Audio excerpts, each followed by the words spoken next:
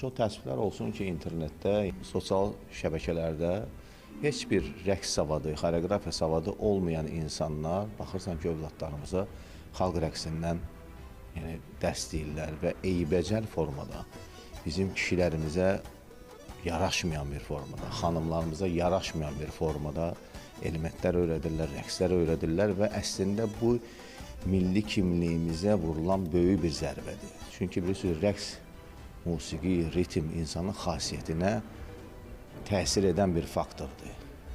Və bizim ritmlərimizə, bizim rəqslərimizə nəzər yetirsiniz, kişilərin rəqsində bir cömertliyi var, igidliyi var, mərdliyi var, vətən sevgisi var. Xanımlarımızın rəqsində bir incəliyi var, zərifliyi var, xanım xatunluq var. Çox təəssüflər olsun ki, o müəllimlər bu sadaladığım şeyləri itirirlər və eybəcər bir forma yaradırlar. Yəni, xanımlar çox təəssüflər olsun ki, kişi kimi rəqs edirlər. Kişilərin hərəkətlərinə baxırsan, əzilib büzülürlər. Bu, bizə yaraşan bir şeydir.